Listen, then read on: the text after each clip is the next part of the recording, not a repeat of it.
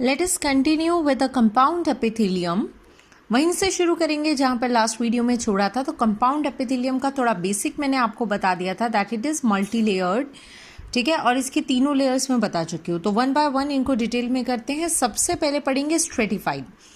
जैसा कि इसका नाम बताया गया, इसमें जो लेयर्स होंगी डायग्राम के साथ करते हैं। चलिए देखिए, तो जैसे कि इसमें लेयर्स होंगी, जो फर्स्ट होगी सबसे नीचे तो बेसमेंट होगी। बेसमेंट पर पहले सेल्स की लेयर होगी जर्मिनेटिव, जो कि बनी होगी आपके कॉल्यूमनर सेल से। देन होगी आपकी इंटरमीडिएट लेयर जिसमें पॉलीहेड्रल सेल्स होंगे।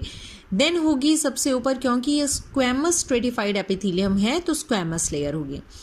अब देखिए क्या होता है कि स्ट्रेटिफाइड के दो टाइप है। One is the keratinized and another is the non keratinized. Keratinized and non keratinized, क्या फ़र्क है? इसमें भी वही है, germinative, cuboidal, then it is polyhedral, then squamous. देखो केराटिनाइज्ड में क्या होता है, स्क्वैमस सेल्स, कुछ स्क्वैमस सेल्स जो टॉप लेयर के स्क्वैमस सेल्स होते हैं, वो कुछ सेल्स क्या हो जाते हैं, डेड बन जाते हैं, ठीक है।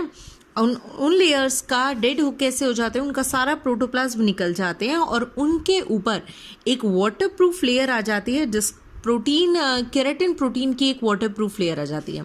फिर से कह रही हूँ, जो आउटर मोस्ट लेयर है उसके ऊपर केराटिन प्रोटीन की एक वाटरप्रूफ लेयर आ जाती है, ठीक है। तो इसीलिए इसको केराटिनाइज्ड कहते हैं। तो वो जो लेयर आ गई उसको हॉर्नी लेयर कहते हैं, या उसी को स्ट्रेटम कॉर्नियम कहते हैं। हॉर्नी लेयर या स्ट्रेटम कॉर्नियम। यानी नॉन केराटिनाइज्ड में तो वो यही तीन नॉर्मल लेयर्स है, बल्कि केराटिनाइज्ड में कुछ टॉप स्क्वैमस सेल्स डेड हो चुके हैं, प्रोटोप्लाज्म लूज हो चुका है और केराटिन इसमें फिल हो गया है, राइट। स्ट्रेटम कॉर्नियम या ये जो है हॉर्नी लेयर हम इसको कहते हैं। और ये मैंने आपको बताया ये वाटर के लिए इम्परमिएबल बनाती है। तो ये कहाँ प्रेजेंट होता है इस टाइप का केराटिनाइज्ड स्क्वैमस एपिथेलियम? तो ये हमारी स्किन में प्रेजेंट होता है। आप खुद भी सोच सकते हैं, स्किन जो है यूनिलेयर्ड तो नहीं होती, इसको एक लेयर हटाते ही आप खुद भी कई बार इसको पील कर लेते होंगे। तो एक लेयर हटाते ही स्किन की सीधा हमारा कनेक्टिव टिश्यू नहीं विजिबल होता।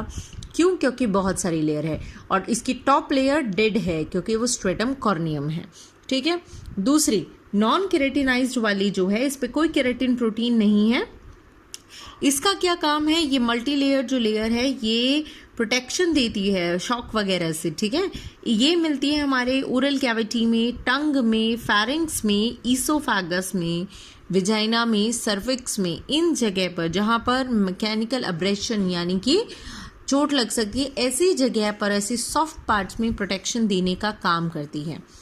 अब आते हैं नेक्स्ट लेयर पे। कौन सी है हमारे next one is the stratified cuboidal epithelium. इसमें यही होगा, दो लेयर सेम मिलेगी। सबसे जो आपके आउटर है वो क्यूबॉइडल हो गई क्योंकि क्यूब की है, ठीक है। और नीचे सबसे कॉल्यूमनर, बीच में पॉलीहेड्रल, सेम चीज़ है। इसके लोकेशन स्वेट ग्लैंड की डक्ट में, large and salivary and pancreatic duct में। Then the third one is the stratified columnar epithelium. Columnar तो इसकी टॉप लेयर कॉल्यूमनर और सबसे लास्ट तो कॉल्यूमनर मिलेगी ही, बीच में पॉलीहेड्रल। इसकी location epiglottis, mammary gland and urethra, ये आपको याद करनी पड़ेगी। ट्रांजिशनल एपिथेलियम, अब stratified ciliated columnar epithelium. Stratified यानी मल्टी लेयर, सिलिएटेड है और कॉल्यूमनर है। इसका मतलब जो टॉप लेयर होगी उसमें कॉल्यूमनर सेल्स होंगे जिनके ऊपर सीलिया प्रेजेंट होगा। ये लैरिंग्स में मिलते हैं। और सॉफ्ट पैलेट, जो आप माउथ में अगर आप अपनी टंग को टच करें तो आगे की तरफ तो हार्ड पार्ट होता है टंग के जस्ट ऊपर, और थोड़ा बैक साइड में ऊपर की तरफ टच करें तो सॉफ्ट पार्ट होता है, दैट इज सॉफ्ट पैलेट। वहाँ पर भी यही पाया जाता है, स्ट्रेटिफाइड सिलिएटेड कॉल्यूमनर एपिथेलियम। तो ये जो पढ़े आपने चार टाइप इसके और इसके फर्दर दो सब टाइप्स, ये आपने पढ़े स्ट्रेटिफाइड एपिथेलियम जो कि कंपाउंड एपिथेलियम का एक टाइप है। बट कंपाउंड एपिथेलियम का एक और पार्ट है, कौन सा? That is transitional epithelium. तो ट्रांजिशनल एपिथेलियम थोड़ा सा ही अलग है। चलिए इसको देख लेते हैं, डायग्राम के साथ बेटर समझ पाएंगे। ये देखिए यहाँ पर आप देख रहे हो इस time diagram, that is transitional epithelium. सबसे पहले ये नीचे वाली लेयर है, that is the germinative layer और the basal layer which is having columnar cells. बीच में इंटरमीडिएट लेयर है जो कि आपकी पॉलीहेड्रल सेल्स की बनी है, और सबसे ऊपर सरफेस लेयर। क्या फ़र्क है इसमें? देखिए जो सरफेस लेयर इसमें होती है ना, इसमें आप ये देखेंगे कि ये अम्ब्रेला शेप है, थोड़ी ग्लोब्यूलर सी है, ये इस तरीके से, मतलब एक्स्ट्रा पार्ट है जो अंदर गया है। तो इससे क्या फ़ायदा होगा, मान लीजिए ये किसी ऑर्गन को कवर कर रही है, ठीक है। ये जब जिस भी ऑर्गन को ये कवर कर रही है, मान लीजिए हम स्टमक को कहते हैं, हमारे स्टमक को ये कवर कर रही है। वैसे ये मैं आपको बताऊं, ये यूरिनरी जो भी ट्रैक्ट होता है ना आपका, उसमें होती है, जैसे यूरिनरी ब्लैडर। आप सोचो ये यूरिनरी ब्लैडर है, तो यूरिनरी ब्लैडर का आउट जो इनर मोस्ट लेयर है वो ये है। अभी ये ऐसे, जब इसमें यूरिन फिल होने लगेगा तो ये इसका साइज बढ़ेगा, तो यानी ये क्या होने लगेंगे, आपकी ये जो लेयर्स हैं ये स्ट्रेच होने लगेंगी। तो यहाँ पर जब ये एक्स्ट्रा सेल्स हैं तो ये इजीली स्ट्रेच हो जाएंगे, ये देखो। तो ये जो एरिया है वो कम से ज़्यादा हो जाएगा बिना डैमेज हुए। तो यही खासियत है ट्रांजिशनल एपिथेलियम की। और जैसा कि मैंने आपको बताया, आप बहुत इजीली इसको याद कर सकते हैं। एक ही चीज़ आपको याद रखनी है, वो क्या, कि ट्रांजिशनल एपिथेलियम जो है आपका वो कहाँ पाया जाता है, किडनी में, यूरेटर में, यूरिनरी ब्लैडर, यूरेथ्रा, ठीक है। तो ये जो है स्ट्रेचिंग अलाउड करता है बिना किसी टाइप के डैमेज के। तो यहाँ पर हमने कंप्लीट किया कंपाउंड एपिथेलियम, बट अभी एपिथेलियल टिश्यू कंप्लीट नहीं हुआ है, कुछ और बातें पढ़नी है, देखते हैं क्या चीज़ें हैं। Next one is the glandular epithelium. Glandular epithelium का मतलब होता है जब कोई ग्लैंड बन जाए, कोई एपिथेलियम टिश्यू ग्लैंड बन गया। अब ग्लैंड क्या होता है, कोई ऐसा सेल जो कुछ सिक्रीट करे, उसे ग्लैंड्यूलर कहते हैं। तो कॉल्यूमनर या क्यूबॉइडल सेल ये क्या कर गए हैं, ये स्पेशलाइज्ड हो गए हैं, सिक्रीशन करने लगे हैं। दो टाइप के हो सकते हैं on the basis of cell number, unicellular, multi. Diagram से आपको बेटर समझ आएगा। देखिए, ये देखो, ये सेल्स थे। इससे इजी डायग्राम दिखाती हूँ, फिर इस डायग्राम पे आएंगे, ठीक है। यहाँ देखो, ये कौन सा एपिथेलियम नजर आ रहा है आपको, दिस इज कॉल्यूमनर एपिथेलियम। अब ये तो नॉर्मल सारे कॉल्यूमनर एपिथेलियम है, बट कॉल्यूमनर एपिथेलियम का एक सेल स्पेशलाइज्ड हो गया और ये म्यूकस सिक्रीट करने लगा। What is mucus? Mucus is a slimy substance. तो जब ये म्यूकस सिक्रीट करने लगा तो इसको इस टाइम बोल दिया कि ये ग्लैंड्यूलर बन गया है, राइट। इसी चीज को हम यहाँ पढ़ रहे हैं। On the basis of number of cell, glandular epithelium can be uni और मल्टी। इस पूरे में देखो, ये एक सेल ही इस टाइम ग्लैंड बना है, ये अपना सिक्रीशन खुद कर रहा है। ये सेल एक अलग ग्लैंड बना है, तो इस टाइप के एपिथेलियम को हम लोग ग्लैंड्यूलर एपिथेलियम कहते हैं। ये यूनिसेल्यूलर है। और इसका एग्जाम्पल आपका गॉबलेट सेल है। ये क्वेश्चन आपसे पूछा जा सकता है। गॉबलेट सेल इज कभी भी कोई एक सिंगल सेल है, म्यूकस रिलीज करे तो वो गॉबलेट नाम देना है, उसको याद रखना। अब मल्टी सेलुलर, अब देखो ये जितने भी दिख रहे हैं आपको, 1 2 3 4, ये 5 6 7, ये जो जितने भी पिंक कलर के, ये सारे अलग अलग सेल्स थे, पर ये इतने सारे सेल्स ने मिलके एक ग्लैंड का काम लिया है, एक ग्लैंड बने हैं और अब ये कुछ सिक्रीट करेंगे। तो ये मल्टी सेलुलर ग्लैंड हुआ, जैसे कि हमारा सलाइवरी ग्लैंड जो सलाइवा रिलीज करता है। चलो अब नेक्स्ट तरीके से देखते हैं gland on the basis of mode of pouring of their secretion. ये आपने पढ़ा भी होगा। One is the exocrine gland, another is the endocrine gland. Exocrine उनको कहते हैं जिनकी डक्ट होती है, यानी एक पाइप है। जब इन ग्लैंड से सिक्रीशन निकलेगा तो एक डक्ट होगी, एक पाइप होगी और उस पाइप के थ्रू उनका सिक्रीशन चला जाएगा।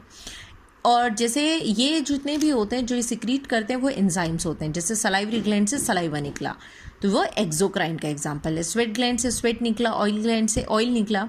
तो ये जितने भी ग्लैंड्स हैं, ग्लैंड्स यानी सेल्स हो गए स्पेशलाइज, सिक्रीट करने लगे, उन सबसे एक डक्ट निकलेगी, इसीलिए एक्सोक्राइन है। एंडोक्राइन क्या होते हैं? जब डक्ट लेस होते हैं, यानी इनके पास कोई पाइप नहीं है, कोई डक्ट नहीं है, ये अपना सिक्रीशन जो भी निकला वो सीधा ब्लड में डालते हैं, ब्लड से ही सब जगह पहुंचता है। और इसमें हार्मोन्स आते हैं जैसे थायराइड ग्लैंड, पिट्यूटरी ग्लैंड, ये जो भी हार्मोन निकालेंगे उनके लिए कोई डक्ट नहीं है, सीधा ब्लड में रिलीज होगा, ब्लड से ही बॉडी के जहाँ पर भी पहुँचना चाहिए टारगेट साइट पर पहुँचेगा। One more thing you have to read, that is types of glands on the ये अभी आपका एक्सोक्राइन एंडोक्राइन हुआ, एक रह गया है दैट इज हेट्रोक्राइन। कुछ ऐसे होते हैं ग्लैंड जो दोनों काम करते हैं, यानी एंजाइम सिक्रीट करते हैं तब वो डक्ट के साथ सिक्रीट करते हैं, हार्मोन देते हैं तो बिना डक्ट के करते हैं, दिस इज एंडोक्राइन। एग्जाम्पल देखेंगे इसके, जैसे पैंक्रियास की बात करें तो पेंक्रियाज जब ट्रिप्सिन, लाइपेज इस टाइप की एंजाइम देते हैं जो हमारे डाइजेशन में हेल्प करते हैं, that is its exocrine function. But pancreas insulin hormone दे रहा है, एंडोक्राइन फंक्शन। टेस्टिस ने स्पर्म दिया, वो डक्ट से आएगा, वास डिफरेंसेस से, इट्स एक्सोक्राइन। टेस्टोस्टेरोन हार्मोन देगा, वो ब्लड में डायरेक्ट जाएगा, इट्स एंडोक्राइन। ओवरी ओवम देगी, फैलोपियन ट्यूब के थ्रू आएगा, that is exocrine. Oestrogen hormone बनाएगी, प्रोजेस्टेरोन बनाएगी, that is an endocrine. One last thing that we need to read in the epithelial tissue is types of glands based on the modes of secretion. 3 type के हो सकते हैं, merocrine, apocrine and holocrine. Mero, apo and holocrine. देखिए क्या आपको दिखा रहे हैं इसमें, देखो डायग्राम को देखो, या मैं बुक से आपको डायग्राम दिखाती हूँ। ये देखिए, सबसे पहले आते हैं मीरोक्राइन। मीरोक्राइन क्या कहते हैं कि ये एक सेल था, इसमें सिक्रीशन बनने लगा, सिक्रीशन थोड़ा और बना और बना और बना। जितना भी सिक्रीशन बना, डिफ्यूजन के थ्रू वो सारा सिक्रीशन सेल के बाहर निकल गया। सेल का कुछ नहीं बिगड़ा, सेल एज इट इज है, पहले भी ऐसे ही था, अब भी ऐसे ही है। ये मीरोक्राइन है। इसके एग्जाम्पल याद करेंगे, जैसे गॉबलेट सेल जब म्यूकस रिलीज करता है, या सलाइवरी ग्लैंड सलाइवा देते हैं, तो वो खुद ग्लैंड नहीं जाते, वो वहीं रहते हैं। इंटेस्टाइन के ग्लैंड, स्वेट ग्लैंड ज़्यादातर जो होते हैं वो मीरोक्राइन होते हैं। सेकेंड आते हैं हम एपो या ईपो भी बोलते हैं, APO या EPO दोनों बोलते हैं इसको। एपोक्राइन के अंदर बात करते हैं हम, तो क्या बोला है इसके अंदर, ये देखो सिक्रीशन बनने लगा। जैसे सिक्रीशन बनने लगा, सेल थोड़ा सा यहाँ से इसके एपिकल पार्ट में आने लगा, यहाँ से थोड़ा थोड़ा ये अंदर की तरफ मोल्ड होने लगा। सारा सिक्रीशन टॉप पार्ट में चला गया। अब ये टॉप पार्ट यहाँ से पिंच ऑफ हो गया, यानी निकल गया, यानी सेल का पूरा पोर्शन नहीं बट कुछ पोर्शन यहाँ निकल गया, दैट इज एपोक्राइन ग्लैंड। इसका एग्जाम्पल याद रखेंगे, मैमरी ग्लैंड, ठीक है, और कुछ स्वेट ग्लैंड। ज़्यादातर स्वेट ग्लैंड ये होते हैं मीरो, बट कुछ sweat gland and mammary gland. Holocrine, holocrine holo, पूरा का पूरा, ठीक है। एक सेल है, सिक्रीशन बनाए, जैसे सिक्रीशन बनाए सेल अपनी आपको डिसलोकेट करेगा एंड फाइनली अपने सारे कंटेंट के साथ निकाल जाएगा, दैट इज होलोक्राइन ग्लैंड। और जो ऑयल ग्लैंड्स होते हैं आपके, वो ऐसे होते हैं। तो याद रखेंगे, ये ऑयल ग्लैंड निकल जाते हैं, ऑयल ग्लैंड खुद के खुद। ये आपका मेमरी ग्लैंड, और बाकी जो पूछे तो ये आपका मीरो। और ये क्वेश्चंस पूछे जाते हैं, तो इसको ज़रूर आप अच्छे से लर्न करेंगे। तो यहाँ पर आपका एपिथेलियल टिश्यू कंप्लीट हुआ। याद रखिए इसमें क्या क्या पढ़ना है। सबसे पहले आपको पढ़ने एपिथेलियल टिश्यू के कैरेक्टरिस्टिक्स, फिर आपको पढ़ने हैं इसमें जो आपकी बेसमेंट मेम्ब्रेन है उसके बारे में पढ़ना है, फिर जो स्पेशल जंक्शंस उससे निकले हुए हैं जैसे स्टीरियोसीलिया, सीलिया, माइक्रोविलाई, इनके बारे में पढ़ना है।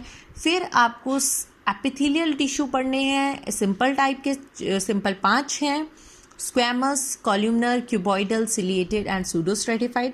कंपाउंड में आपको स्ट्रेटिफाइड पढ़ना है, स्ट्रेटिफाइड के आपको 4 टाइप पढ़ने हैं, फिर आपको ट्रांजिशनल पढ़ना है, ठीक है।